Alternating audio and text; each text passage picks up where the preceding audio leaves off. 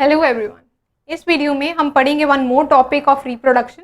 Reproduction में आज जिस टॉपिक के बारे में हम बात करेंगे वो है ऑर्गेनिजम्स प्रोड्यूस सिमिलर ऑफस्प्रिंग्स। तो देखेंगे कि ऑर्गेनिजम्स हैं वो कैसे सिमिलर ऑफस्प्रिंग्स को प्रोड्यूस करते हैं, रिप्रोडक्शन क्या है, उसकी इंपॉर्टेंस क्या है और सेलुलर लेवल पर कैसे सेल डिवाइड करते हैं। स्टार्ट करते हैं विद आवर टॉपिक।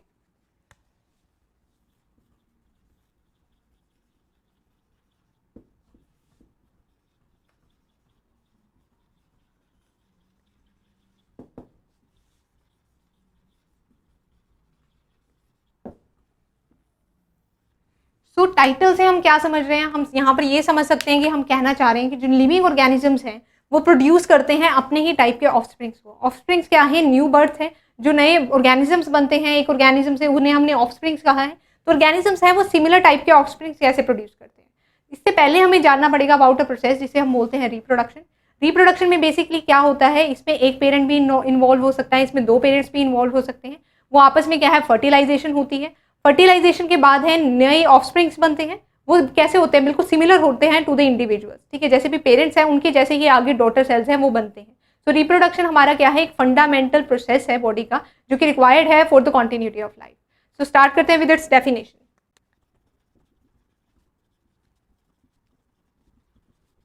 तो क्या है, ये एक फंडामेंटल प्रोसेस है जिसमें क्या है, ऑर्गेनिज्म अपने ही टाइप के ऑर्गेनिजम्स को क्या है, बर्थ देते हैं। रिप्रोडक्शन को प्रोसेस को हमने यहाँ पर क्या कहा है, जो कि अपने ही टाइप के ऑर्गेनिजम्स को बर्थ दे देते हैं। अब रिप्रोडक्शन है वो किस टाइप के ऑर्गेनिजम्स में हो सकता है वो देखेंगे। हमें पता है कि जो ऑर्गेनिजम्स, बेसिकली हम क्या क्राइटेरिया लेते हैं, जो ऑर्गेनिजम्स बिल्कुल सिमिलर दिख रहे हैं वो आपस में रिप्रोड्यूस कर सकते हैं। पर ऐसा क्राइटेरिया नहीं है। जिस क्राइटेरिया के बेसिस पर ऑर्गेनिजम्स हैं वो रिप्रोड्यूस कर सकते हैं वो डिपेंड करता है उनके स्पीशीज पर। अगर ऑर्गेनिजम्स हैं वो एक ही स्पीशीज के हैं तो आपस में वो इंटरब्रीड कर सकते हैं, एक दूसरे को फर्टिलाइज कर सकते हैं और नए ऑफस्प्रिंग्स बना सकते हैं। अगर वो एक स्पीशीज के नहीं है तो वो ये काम नहीं कर सकते। अब स्पीशीज हम कैसे डिसाइड करते हैं किसी ऑर्गेनिजम्स की? किसी भी ऑर्गेनिज्म के स्पीशीज को हम उनकी मॉर्फोलॉजी देखकर डिसाइड नहीं कर सकते। अगर इसका एक एग्जाम्पल लेते हैं, फॉर एग्जाम्पल हमारे पास एक अर्बन क्रो है, ठीक है, जो कि इस एरिया में रहता है, सिटीज में यहाँ पर है, और एक हमारे पास वाइल्ड क्रो हो। ठीक है, इन दोनों क्रोज को अगर हम देखें, इनका स्ट्रक्चर बिल्कुल सिमिलर है।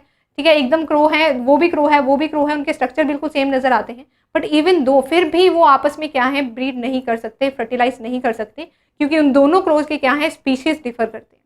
स्पीशीज है जो कि मेन पॉइंट है जिसकी बेसिस पर क्या है, हम कह सकते हैं दो ऑर्गेनिजम्स आपस में इंटरब्रीड करते हैं। तो स्पीशीज को पहले डिफाइन कर लेते हैं। स्पीशीज एक हमारे पास क्या है, एक ग्रुप ऑफ ऑर्गेनिजम्स होते हैं। ये हमारे पास क्लासिफिकेशन सिस्टम का एक टैक्सोन है।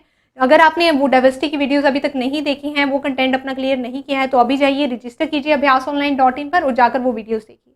तो स्पीशीज हमारे पास क्या है, बेसिकली ग्रुप ऑफ ऑर्गेनिजम्स हैं जो आपस में क्या है, ब्रीड कर सकते हैं। तो स्पीशीज के ऊपर डिपेंड करेगा कि कौन से दो ऑर्गेनिजम्स हैं जो कि रिप्रोड्यूस कर सकते हैं फर्टिलाइजेशन के बाद। अब हमारे पास बात आ जाती है कि फर्टिलाइजेशन इंपॉर्टेंट क्यों है हमारी लाइफ में। ठीक है, हमें पता है जैसे डिफरेंट लाइफ प्रोसेसेस है, for example nutrition is there, there is respiration, there is excretion. ये सारे जो प्रोसेसेस हैं ये हेल्प करते हैं हमें हमारी बॉडी को मेंटेन करने के लिए। एक इंडिविजुअल की बॉडी को मेंटेन करने के लिए इन प्रोसेसेस का यूज होता है। कुछ प्रोसेसेस हैं जैसे कि रेस्पिरेशन है, वो हेल्प करता है एनर्जी प्रोड्यूस करने के लिए। ठीक है, न्यूट्रिशन है, उसके थ्रू भी हम क्या है, एनर्जी को लेने की कोशिश करते हैं। तो ये जो सारे हमारे पास प्रोसेसेस हैं वो क्या करते हैं, लाइफ प्रोसेसेस हैं जो कि मेंटेन करवाते हैं एक पर्टिकुलर बॉडी को। बट जो रिप्रोडक्शन है उसे हम काउंट करते हैं एज अ वेस्टफुल प्रोसेस, क्योंकि वो एक पर्टिकुलर इंडिविजुअल के लिए इतना बेनिफिशियल नहीं है।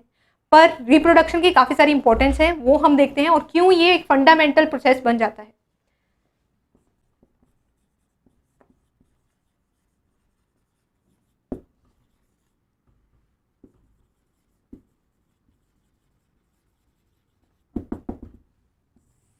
जो सबसे मेन इंपॉर्टेंस है रिप्रोडक्शन की, जो हम सब गेस कर सकते हैं, वो ये है कि कॉन्टिन्यूटी लाइफ की मेंटेन होती है अगर रिप्रोडक्शन होता है। अगर रिप्रोड्यूस ऑर्गेनिजम्स करते रहते हैं, जो ऑर्गेनिजम्स बने हैं वो फर्दर आगे रिप्रोड्यूस करते हैं, तभी एक पर्टिकुलर स्पीशीज की क्या है, कॉन्टिन्यूटी है, अर्थ पर बनी रहती है। So for continuity of life,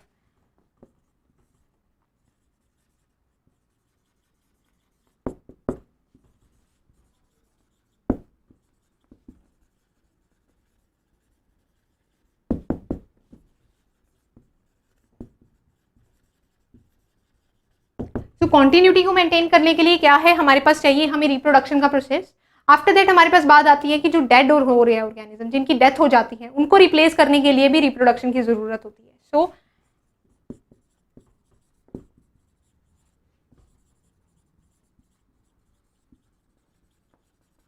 जो डेड ऑर्गेनिजम्स हैं उन्हें रिप्लेस करना है।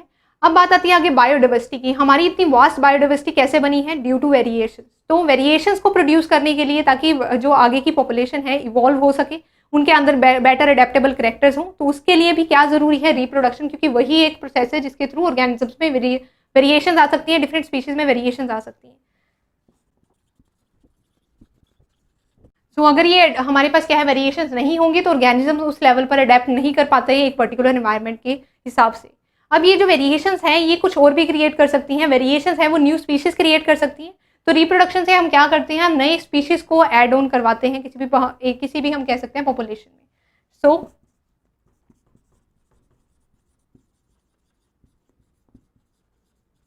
सो नई स्पीशीज को ऐड करने के लिए भी क्या चाहिए, हमें रिप्रोडक्शन चाहिए। तो बेसिकली ये हमारे पास पॉइंट्स हैं जिसके लिए इंपॉर्टेंट हो जाती है रिप्रोडक्शन। उसके बाद हम बात करेंगे कि सेलुलर लेवल पर बेसिकली सेल कैसे रिप्रोड्यूस करता है, कैसे वो डिवाइड करता है, और क्या ऐसा मेन उनके अंदर मटेरियल है जो कि उनसे सिमिलर ऑफस्प्रिंग एक और ऑफस्प्रिंग से प्रोड्यूस करवा देते हैं।